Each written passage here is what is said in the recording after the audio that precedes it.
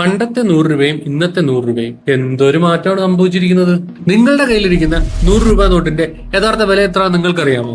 രൂപയിൽ എഴുതിയിരിക്കുന്ന 100 ആണെങ്കിലും ഇതിന്റെ ശരിക്കുമുള്ള മൂല്യം അല്ലെങ്കിൽ പർച്ചേസിംഗ് പവർ ഓരോ വർഷവും കുറഞ്ഞുകൊണ്ടിരിക്കുകയാണ്. നമുക്ക് 10-15 വർഷം പിന്നോട്ട് പോകാം. അന്ന് അമ്മ 100 രൂപ നോട്ടുമായി കടയിൽ പോകുമ്പോൾ ഒരു സഞ്ചി നിറയെ സാധനങ്ങൾ വാങ്ങിക്കൊണ്ട് വരുമായിരുന്നു അല്ലേ?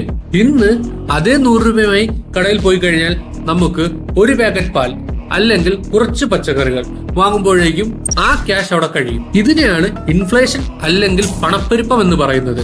ഇവിടെ നോട്ടിന്റെ വലിപ്പമോ അല്ലെങ്കിൽ 100 എന്ന് എഴുതിയിരിക്കുന്ന അക്കത്തിന്റെ വാല്യൂസോ ഒന്നും മാറിയിട്ടില്ല. മാറിയത് ആ പണം കൊണ്ട് വാങ്ങാൻ പറ്റുന്ന സാധനങ്ങളുടെ അളവാണ്.